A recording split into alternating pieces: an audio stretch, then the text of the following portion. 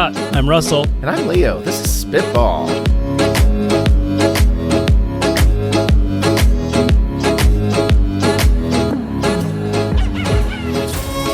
Welcome to Spitball. We're three sonic scoundrels and a guest empty our heads of startup and tech product ideas that we have stuck up in there so you can all have them for free. Anything that we say is yours to keep, as always. And this week, Scott, I believe you brought along our guest. Would you mind introducing us, please? I am so excited to introduce Troy. So Troy was hired by my company as a consulting audio expert. He's got his PhD from Michigan Tech. He works with acoustics and vibration as a consulting. He started a bunch of different companies.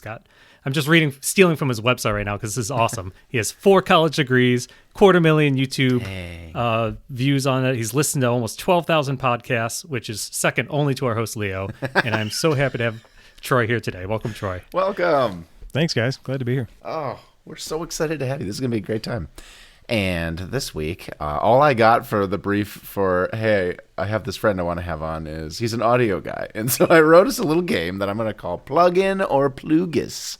I don't know if you've ever done like a Logic Studio type thing, but one of the most popular plug-in brands that makes sound noise reducers and synthesizers and stuff is a Swedish brand named PLUGGIS.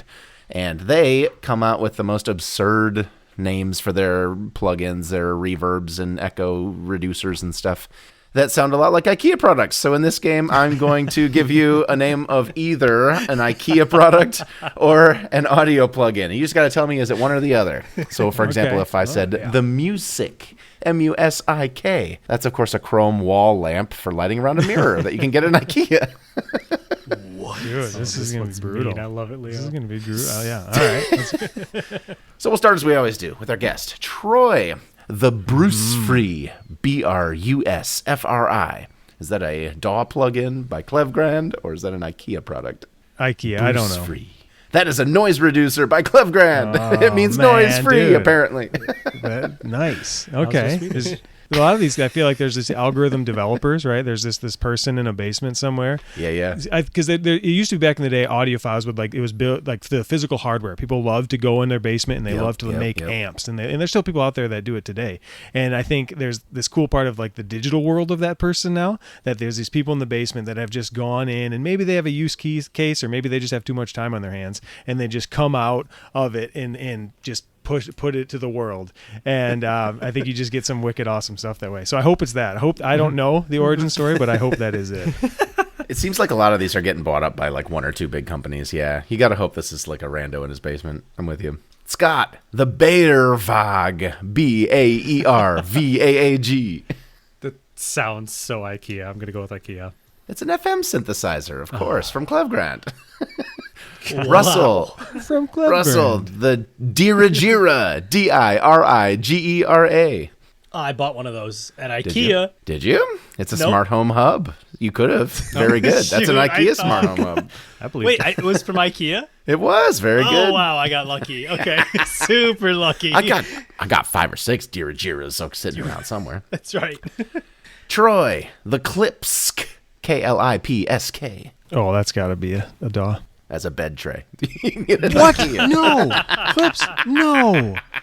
What? The secret to this game, Troy, is just do the opposite of what your gut reaction is. That is a That's cruel Scott's. one, man. Yeah, you've won every time you've done that, Scott.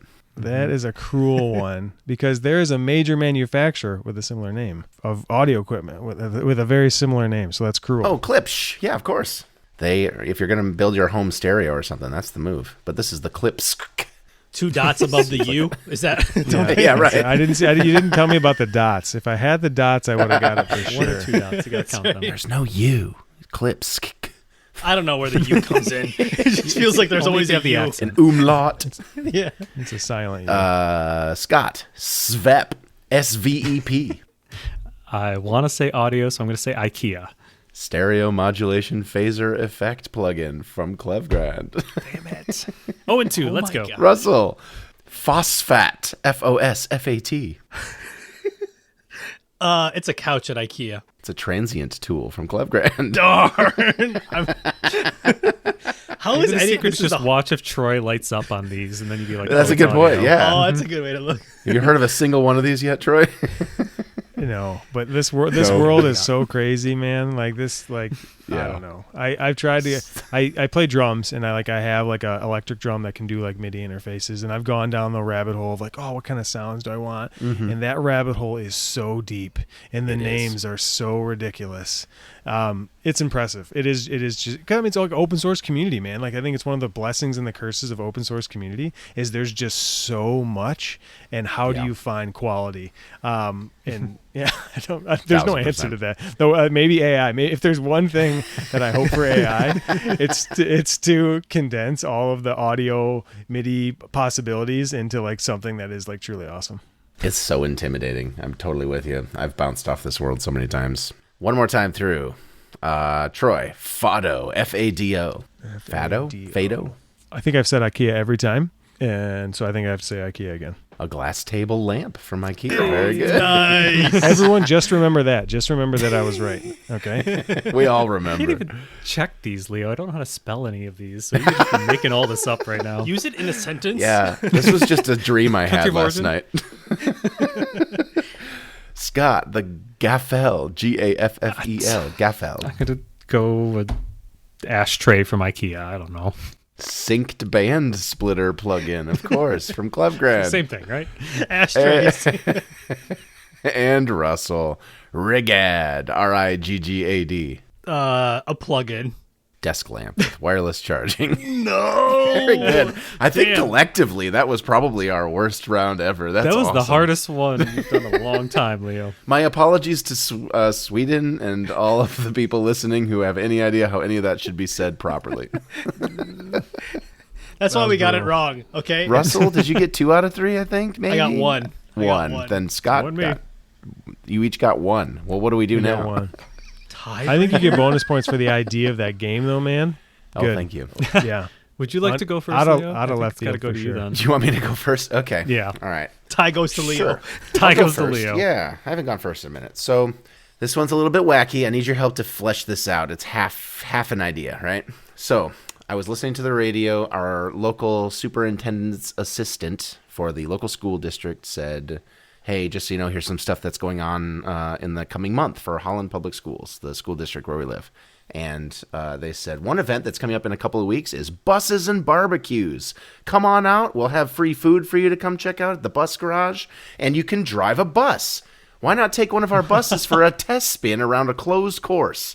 And I thought, this is going to be the most fun family event that I have ever been to. Let's go. This is going to be great. And he talked a little bit more about it. And he said, yeah, we're just so excited to have anyone who's interested in being a bus driver. We're always low on bus drivers, so we want to get interest and try to make this like it was an advertisement for, can you get some bus drivers out here? It was not open to the public as he had originally insinuated. That's brilliant, though. Okay. But I think that there's something there for a fundraiser event or something. So I'm picturing a company that creates the driver's training mod that goes on a car that gives you the additional steering wheel and brake pedal, right? Or maybe even just a brake pedal, I don't know.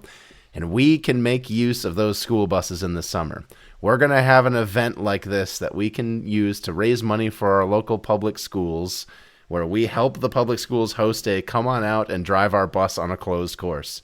I'm thinking this is a cross between like a Tough Mudder and a tractor pull type situation where they're driving those crazy modded buses and stuff.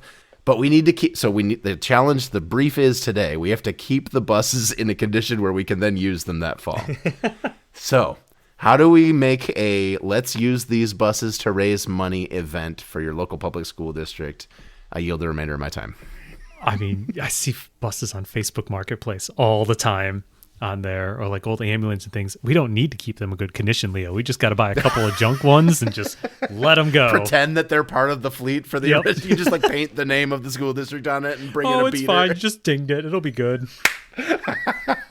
So this company is like a bus rental. They own their own fleet and they just come in and like pretend to be part of your local school district. Quickly spray paint on the name on the side. It's a magnet or something. I love it. I feel like what screams out to me, and I'm not trying to, like, I feel like there's this like business idea of like how can come and drive the thing that you've wanted to drive for like a half hour. Yes. It's a bus. It's a mini excavator. I would pay to be a garbage man for a day. It's a garbage truck, right? It's all of these cool trucks, and you just go. It's a big open field, and you just pay per hour, and you just drive whatever you want out there. It can be an earth mover. It can be a semi truck. I mean, the insurance would just be absolutely impossible. But Sign this waiver, please. Yeah. It's just a waiver, right? It's just a waiver. Yeah, it's the size of a phone book. You have to go in like that. Isn't there a spot in the U.S. where it's just like 4 states line up and there's no laws or something there at the tip of Oklahoma? You have to do it there. You had me in the first part, but I don't know. It's like out of all jurisdiction or something. Dude, in Vegas, you can like drive a tank. Have you seen I was this? just going to say, this is like a rage room thing where you can like drive the excavators on a car lot and smash them up and stuff, right? But it needs to be able to travel like a circus. We got to be able to go to the different places and like have this. It's on wheels. That's a great point. The idea, I feel like it'd be so cool to get like picked up in a trash can and dumped into a garbage can full of foam, like a garbage truck. Do you know what I mean? I don't know why. That'd just be like, I want to do that ride. that was left field for sure, Russell. This is a fetish. Yeah. It was too Are we specific. raising money for a school district? You were way too specific on it. You had definitely thought about that before. That would be fun. A crane picking me up and dropping off in a pit of foam. Same thing. Like that just be Crane operator. I want to do that too. like, Yeah, dude. If there was a huge crane at this place, I would. Oh my god. I think maybe here's how. Let's connect it back to the public schools. The public schools are the ones that do the insurance part of this, so that it can actually work. Because no business could do this. Everyone's like, we're raising money for the schools. That's why we have this huge crane here and all this stuff. And we're raising money. It's raising money. I think it would work. Who would be so heartless as to sue their local elementary school? That's nobody, right? It's immunity. Person who got hurt. But that won't happen, right? No way, never. Yeah. There's just so much stuff I want to drive, man. There's just like, I just feel like there's like, because you say that, and the first thing that I'm like thinking is like, yeah, I want to drive a school bus, but I think that that emotion comes out for a lot of things, right? And that's what that's the untapped piece of it that I'm hearing is like, how do we get that feeling like and make money from it, right? Totally. It's like I want to drive it, right? This is going to be the most dude-coded episode we've ever done. Yeah. We need some female Guys want perspective to on this blow one. some stuff up and drive some big trucks around and Picked up by a garbage can. I sat in the front seat of an ambulance when Scott was in the yeah. back and I was in the front. That was a bad day. It was a bad day for him. Yikes. But it was really cool to just sit in the front right next to the guy driving I'm the glad you ambulance. had a good time that day, Russell. He was cool as a cucumber. Could you do that again sometime? Like, I'll drive next time. But man, that thing is smooth. It drives so smooth. The shocks are incredible or something. But it'd be so cool driving one of those. Maybe too. ambulances would be cheaper if they let you drive them. You can buy them. Did somebody say you could buy those like used? I think I've seen them on Facebook Marketplace. Yeah. They turn them into live-in vans because they have so much drawer space. Wow. People are turning everything into vans. You know, they're put their school That's buses. true. Everything's getting turned into RV. They are haunted, but But it'll save you a couple grand. How much do you want that RV? Leo, that's my pitch tonight is an exorcism for old ambulance and school buses. for school buses, It's a I niche don't know if market. school buses are haunted. It's only the ones. Yeah. I want to buy a fire truck. Could you buy a fire? Okay, I'm gonna. I would buy a fire truck just to ride the ladder, just to do the ladder. Ride the ladder, like as you're Right, going the down ladder. the road. You know how you always see them. Oh, that'd be so cool. Are you saying ladder extended while driving I don't down know the why. road? I'm already signed up for your theme park, Leo. It's just, is this any more dangerous than a carnival? I guess they probably have done it. A traveling carnival.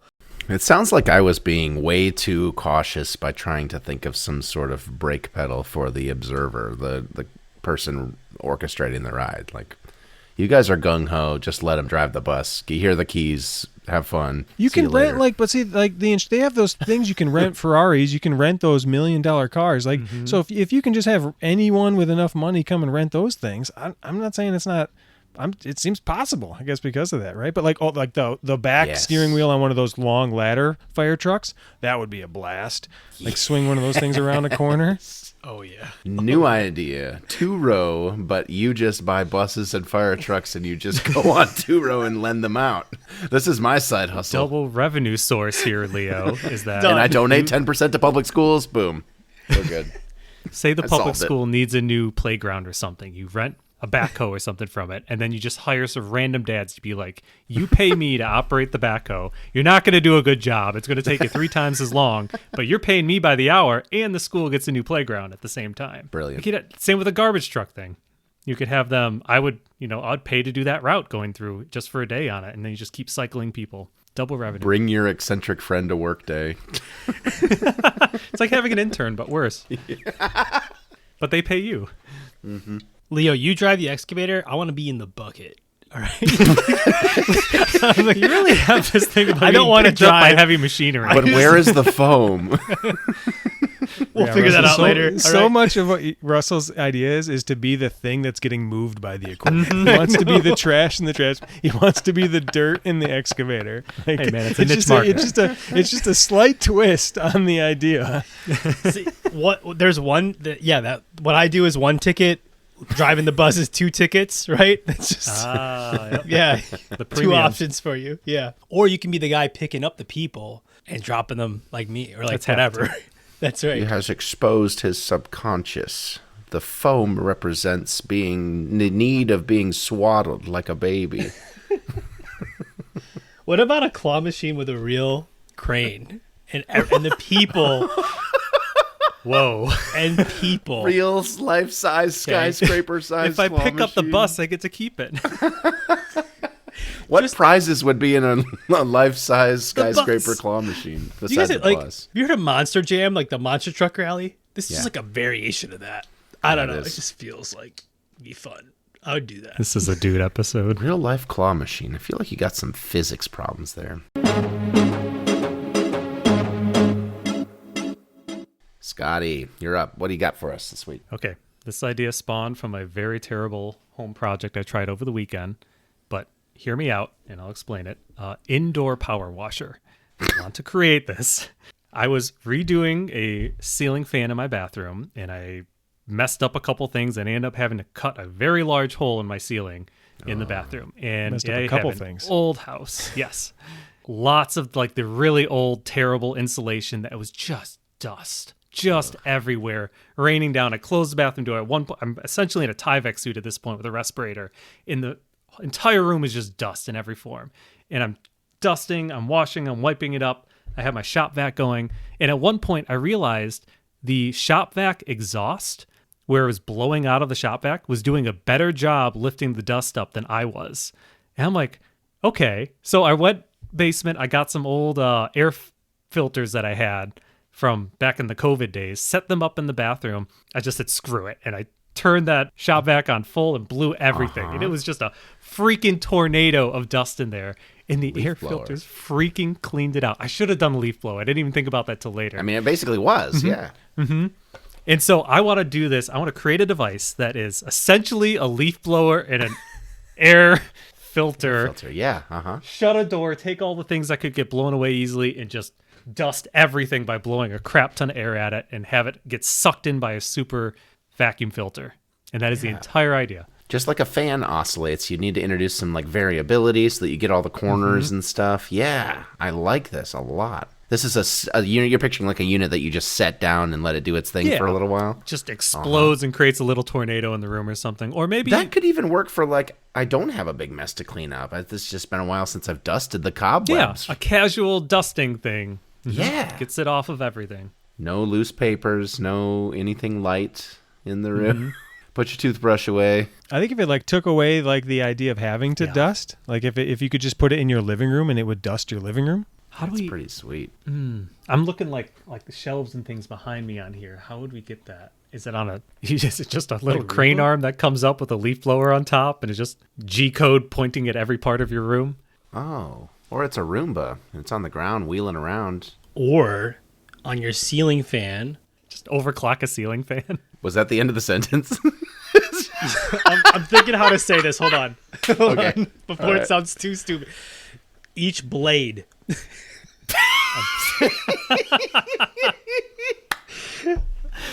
is a leaf blower. Ooh, it just goes. Honestly, no. I honestly love this, Russell. It's on something that can tilt on the end and hit. And it looks like a basket contraption that's dangling from the middle of the ceiling fan. That's your filter. I love it. Oh, and then yes, you have all the power there already. Right. Doing it Right. from the top is a good idea. Suction cup something to the ceiling. I was just gonna say it's got little alligator clamps. They go on the end. You gotta. This only works in rooms with ceiling fans. But you alligator clamp it to every blade on your ceiling fan. Boom! Room wide dusting in 5 minutes. You just get like those 16 by 24 air filters, like that you put in your HVAC, and you just tape them to your ceiling. Oh, you did that during just COVID, spin. Leo. Yeah. Your box fans. Shoot, what are they called? It's a 2-name hyphenated. There's two professors at U of M Ann Arbor that did tests with all the like name brand HEPA filters that you could buy, and the one that won was a box filter and 4 20 by 20 furnace fans, just like put in a room there. So we just need a box fan, a furnace filter, and we put it into a fancy industrial design looking box, set that in the middle of the room, and half of the project's done. Then you just sell them a leaf blower for the rest. It's got to be just the right amount of leaf blowing indoors. Well, even if it's not, though, even if you're thinking like construction cleanup or something like that, like renovation cleanup, like I think there's probably still a sizable market even beyond just residential, thinking commercial. That makes perfect sense. You got a lot of like half-finished rooms that just got their drywall in or whatever. Totally. Or like a wood shop or something. Everything's pretty much bolted down on there. You get rid of the little pieces of scrap wood and then just throw your hurricane into the room. Flip the switch on your way out, turn off the lights. Hurricane cleans up after you. That's Hope fun. that no one's still in there. Hurricane, I love it. Honey, did you run the hurricane? I wasn't ready. I ran out of pods. So does our product have pods? Is it like furnace filter pods? If you have a hardware idea, Russell will find a way to make a recurring revenue source with it. So I'm just waiting for that. I'll make a subscription.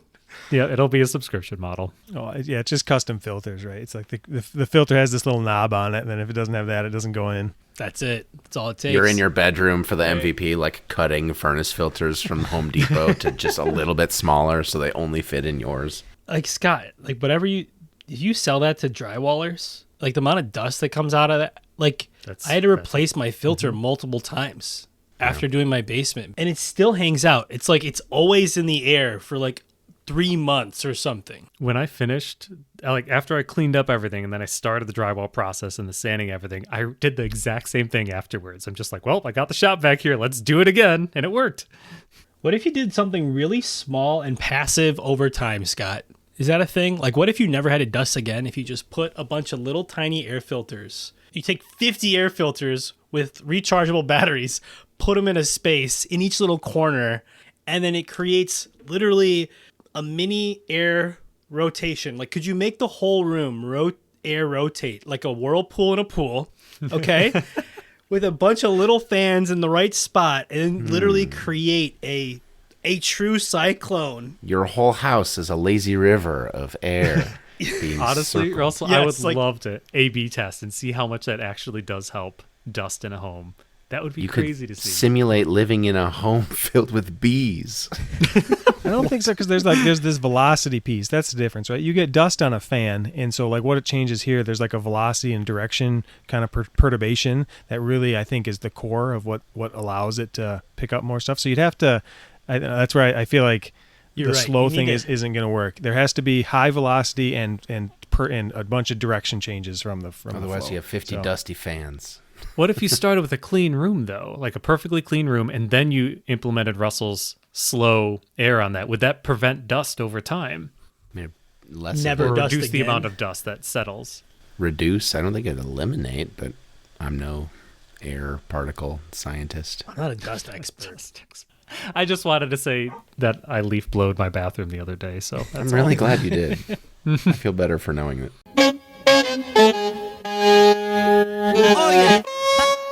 All right, Russell, what do you got for us this week? All right, so there's a place called Our Brewery. You guys know Our Brewery, where they had a barrel. They filled it with whiskey, right? why not take this concept with wine? I was at some restaurant or some hotel, and they had just 4 barrels sitting out there, and they just stored wine there, right? Why not make a wine company that solely distributes wine in barrels to put in little niche, high-end restaurants, hotels, favorite places, and all you're doing is making it super easy for somebody to upsell really cheap, cheap wine and put your name on it, so then it automatically increases in value, right? So, wait, sorry. Our bar has a giant barrel of whiskey that they can just give out. They actually give that whiskey out to people? It was an advertisement for the 2 or 3 years. This whiskey is sitting in our bar. And in 3 years, it's like aging in the bar. Aging in the bar, right? Aging in the hotel. I thought there was like a spigot on it or something. Okay, this makes sense. No, it ages there, and it just everybody sees. Oh, I like that. Right? Now, if you're selling cheap wine, you can increase the value of that wine by whatever amount of money because you're associating it with that local brand, that local hotspot, and then you make it so easy. All you're doing is you're asking for free rental space to sell their wine. Like you're just asking hey, can we have 10 or 20 square feet of floor space? Your name's going to be on it. You're going to be able to sell this. I'm going to take a cut. And guess what? Everybody wins, right? We'll put a do not open until sign and get people excited about when we finally crack it open. Do like the countdown they do at Irish pubs where it's just like, hey, in 4 years and 3 days. And you can sell the barrel. Everything just sells itself. We're also starting a barrel company. That's what this is. That's it. It's just that simple. And however many barrels you can put in your location is direct revenue. You're tying it to revenue, right?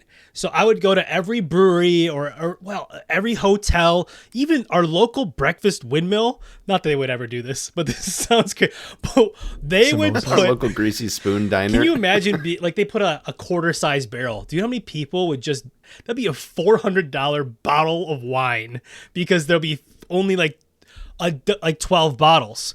But it's sat in the windmill for 3 years. All the customers see it every time they go in there and be like, oh, I wonder how much further is left on that. That's it. It markets itself. Yeah. That's really smart. How do liquor license laws work? Do you, the person who put the barrel there, are you able to somehow cover that and be the person that they're buying from on someone else's property? You know what I mean? Oh, you don't have to. Technically, you don't even have to sell it on the property. Yeah, you just show. Thing. Oh, that's true. Take it back. This is the barrel that was over at the Marriott. And, yeah, that's it. Yeah, why not? You can avoid, that's an easy loophole. Well, you make them unique and pretty and obviously, stamped in a way where people recognize it. Yes. You make it all branding just specifically for them. Russell, that's a really good idea. What locations do you think would work the best, Russell? What's the ideal place? Car washes. Taco Bell. I think really, I feel like high-end places. Car washes. Anywhere. Where would it work? I think it'd be, high-end hotels, Mackinac Island, the Grand Hotel, right? No doubts. We'd start there at high-end hotels. And then we go, what would be a place locally? Just in Holland, we'll say Boatworks. There's another place called Boatworks. Be perfect for that. Fine dining restaurants, high-end hotels, even a chain like Marriott or something. I know business people that go to the same Marriott over the years, going to different companies. And if I saw that, that barrel's getting a little... The countdown, it's getting a little closer. I would pick that hotel over a Holiday Inn or something. If you had regulars, see it. Any place that has consistent regulars, because you need this continual view of it to build the demand. Yeah. And you want them to be there when you sell it. So the regulars. It would be an exciting moment. That place that you go every few weeks. Oh man, the barrel's getting close. It does have its own built-in marketing engine. Craig's Cruisers. Go-kart arcade place. Yes. Mini golf. You put it right next to Chucky at Chuck E. Cheese's during the dance. Honestly, though, you could do that with a roll of cheese or something and just be like, we have this specialty pizza that's going to use this aged cheese at Chucky's feet in the next 5 years. Gross. I mean, like, if your kid went to Chuck E. Cheese for their birthday every year, like, when you're 21, I'm going to open this bottle of wine. I wouldn't work at Chuck E. Cheese. I don't think I've heard the word Chuck E. Cheese in like a decade or two. Yeah, are they still in business? They have a couple locations. They're hard to find. You could do this at corporate offices, just like every office. Honestly, yeah, the corporate retreat's coming up. We're going to open up the barrel. Hi, customer. Here's our barrel that we're going to open in 3 years. You should continue to be a customer of ours, and then we'll give it to you. Let's go, right? Welcome to Nike World Headquarters. Your shoe wine will be open in 2 years. Russell, there's so many add-ons with that too. Like, oh yeah, the company takes the barrel back from the Grand Hotel. You do all the bottling or whatever with it, and then you send it back to them for another upcharge. They just literally hold on to the barrel so they can show it off to people. I imagine a big source of cost for distilleries and wineries and stuff like that is just storage. Like, where the heck do you keep all this stuff while it ages, right? It does eliminate that whole problem. Right. And maybe you have to, like, not just be wine. And what if you barrel aged coffee whiskey or whatever, coffee tequila, I guess. What if you partnered with those types of companies to put their stuff in there too, right? So like some bacon in the windmill whiskey. Yes. Bacon barrel stouts, right? Gross. Yacht clubs, all right? What about yacht club? Every yacht club would have one, right? The Commodore's whiskey. Yeah. Commodore's Cut. Okay. Commodore's Cut. Poseidon's share. Yeah. I just feel like the general idea of like building exclusivity out of nothing, I don't know. Yeah. There's something, I'll be honest, there's something in my engineering brain that drives me nuts about that. But like I heard this like quote or something like someone was talking about profit margins in business, and one of like the most luxury like jewelry brand CEOs was like, you build whatever profit you want in a luxury item. It's just like, I'm selling widget for 20% margin. Everyone's worried about profit, but you if you build demand the right way, like you can literally do whatever you want. And so it's absolutely fascinating for me from like a people perspective. And so what I love about your idea, Russell, is it's like so people centric. It's like this idea of like, how do we get inside the people's brain to build this thing that's not there, but that they're going to want, and then how do we make money off it? It's like all social engineering and marketing. And yeah. Which is, like I said, it absolutely drives me nuts, the engineer in me, but it's a total thing. Like it's the just Prada. cheap wine. Yeah. Guess what, Troy? The barrels are empty. I didn't tell you that part. No, I'm just kidding. It's air. It's just Jim Beam with a label. The night before, he's going to Aldi and buying 100 cases of the cheapest wine he can find. I hope that didn't break your brain even more. No. The people would still buy it though, right? This is like, it's not even about the wine. Like that's the crazy piece of this whole thing. And they would taste the difference too. They'd be like, oh yeah, I could tell this has been aged in the windmill. It's not about what's in the This bottle. tastes like an Applebee's. Dude, the Kirkland, imagine every Costco having this, like literally wall of barrels. You know when people would just buy cheap Kirkland wine that was sitting in their Costco for years? And it just would have a Kirkland label on it? Oh, man. Russell, if I lost my job tomorrow, which is a possibility, this would be the business that I would start. Like, seriously. We're still focusing on what's in the barrel, and that doesn't matter for the whole pitch. Troy knows. Troy knows. NFTs, a recent example, right? It's like it literally is nothing. Yeah. But we're gonna build around. Like it can't be explained. It's truly fascinating. It's a truly fascinating social thing. That's what you want to be known as. The NFT of wine barrels. Yeah. That's the add-on you were talking about, Scott. There's going to be an NFT for these barrels. Oh, God. Your certificates of authenticity are on the blockchain, and that's how you're going to get your multi-billion-dollar investor Series A. Troy, what do you got for us? So I have a bunch of different ideas. I have a couple that are acoustic related, one that was leading the pack. And so I figured I would give away this. So I specialize in acoustic. That is my expertise. And so I wanted to have one there so that we could, if we could talk about it if we want. But here's the idea. Okay.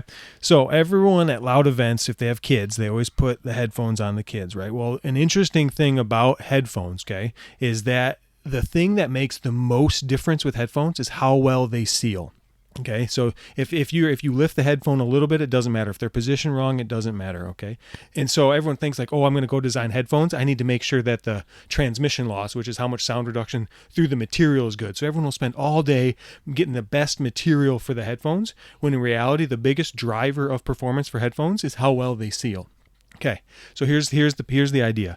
We're going to put a microphone inside the headphones, and we're going to have a little light on the head that turns red or green if it's too loud inside the ear. Oh my gosh. Brilliant idea. Right? Yes. So if they put it on wrong or whatever, all that matters is it's going to check and say, hey, are we above 85 dB OSHA limits inside the ear? Boom, red lights red. So your kid's at Monster Truck and he whacked his headphone or something. You look over, boom, oh, hey, I need to adjust that. That's not on right now. Right? You got instant kind of visual feedback to if the thing that you're expecting to do well for your kid is actually doing the job. Buzzes your phone. Hey, they bumped their Text you. headphone. You got a little notification. This isn't placed right anymore. Mom gets the notification and tells Dad fix their headphones. Mom is not wanting to install a ear protection app. Dad's fiddling with that. At least in my house. Troy, this is the idea you're giving away? What are the ideas? That's really great. Don't. I'm a little nervous. What else? Dude, I think that's a good one, Dang. man. I think that's a good If one. you're going to put a battery and a Yeah. microphone in there, Troy, you're like 9/10 of the way to active noise cancellation. Yeah, I mean, so you could easily. The thing is with this one, the primary difference with this one, and where I guess it would be patentable for all the people that want to do it, right, is the microphone is inside the ear, right? ANC things they have the microphone out, like the gun control one. That's the easiest example, right? There is a headphone now that has a microphone and batteries. It's the gun ones where you like shoot and it automatically shuts off or does the thing, right? And so the difference here is just that there's just a microphone inside and there's no speaker, and so there is like a clear differentiator to those products from that perspective, and so. Yeah, I think, but the light indication, like that piece of it, like I don't think there's anything like that. So I do actually hope someone takes this and runs with it. Like, I mean, like I think it'd be a great product. I don't have time to do it, so but that'd be That sweet. is the theme of the show. I love it. I would take that product with active noise cancellation. I wasn't trying to slam you and say, no, that's already kind of sort of resembles something that's out there. I'm thinking that would be headphones that don't do sound output, that only do really, really, really, really good luxury, high quality, like sound dampening. That would be sweet. Sure, that's the pro mode, right? So the pro mode also has the light indicator, right? But the pro mode will say, hey, we'll go one step further and we'll reduce the noise even more, right? If I had a little remote control or an app and I could dial up or down the ambient sound that's coming into the kid's headphone or whatever, like, hey, we're at halftime, buddy, you can listen to what's going on around you now, and then dial it back down when things get loud again, or maybe it even dynamically does that, depending on how loud, like it's a dynamic range compressor. Oh man, that would be so cool. Yeah, the over the ear piece is key. I mean, especially for like little, I'm thinking like little ones, right? They like you can't get good fitment there. To show how naive I am about headphones on here, if you had ceiling headphones and you had a physical vacuum in between there, would that help? Not like where it's touching your ear, but between the two shells of the headphones themselves, there's an actual vacuum, like a thermos or something has. Would that deaden sound anymore, or is it still just going to travel through the sides as vibration? It's Yeah, not gonna definitely. make a So I mean, difference? you need air molecules for sound to transmit through. I mean, there's no sound in space, right? Light can do it, but sound can't. So you need a medium for it to go through. What typically happens in those environments, a good example is on like double pane glass, where they do actually have a vacuum between it, and it's like the reason that sound can still go through is it like it vibrates around or goes. They call them flanking the edge. paths, where something goes through the edge, and so you'd still always have a flanking path. So if you were to able to make, that's like people think like, well, maybe I'll do like this. I have people come to me in my consulting business and they'll be like, hey, I want to design a better headphone. I had someone kind of do something like this. And they're like, I have this really fancy material. And the pitch would be something like, for you, Scott, I'm going to put a vacuum in the shell of the headphone to make it extra quiet. Well, the reality is you could make that a perfect loss, like you're saying, but all the sound is about the sealing around the ear, around the foam around the ear. And so it's really that problem. That's why they're all really squishy things. Like it's the sealing that is actually the problem of the headphone. If you look at a headphone, they have something called an NRR, a noise reduction number, and it is a pseudo metric that was made. If you want to quantify sound transmission, that's you use something called transmission loss. That's the technical term.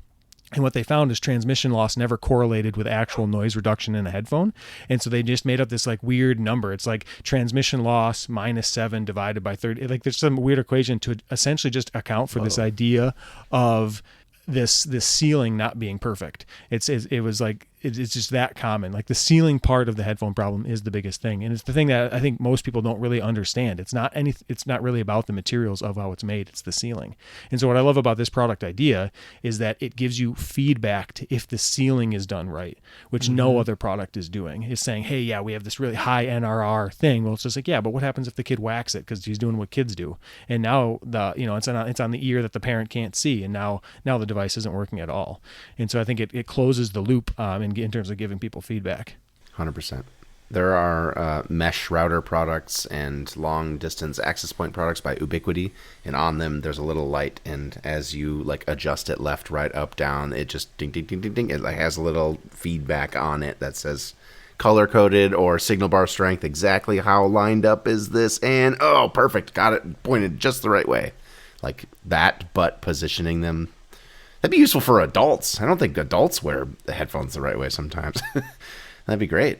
If you had some sort of like feedback, like, oh, the ear tips aren't quite in the way they're supposed to be on these earbuds or whatever, that'd be sweet. Let me tell you about the product that I love it. Okay, so my kids, they make this sunscreen now where the bottle turns purple when it's in too high of UV environments. Ooh. So it's called like Blue Lizard or something. And so like if your bottle, so it's like you haven't put sunscreen on because no one likes to do that early, even though you know you're supposed to. But then you get to the place and this bottle's sitting on the table and the thing turns this ridiculous purple. Cool. And you're like, oh, dang, I'm a bad parent right now. That thing is turning purple and my kid doesn't have sunscreen on. Like this idea of like, maybe broadly this idea of like child safety, obvious visual indicators as like a broad thing. Because it's not really about like parents not caring. I don't take it that way. I take it this way of like parents are busy. They got a million things going on. And maybe they just need something to say, hey, you got a little problem here. Make sure that kid doesn't. You tried. Yeah, yeah. So that in terms of hearing, sunscreen, think about maybe just like things that could hurt kids and then figure out how to put a little light on solving that. Easy thing to sell. Well, yeah, you're hurting kids if you don't do it.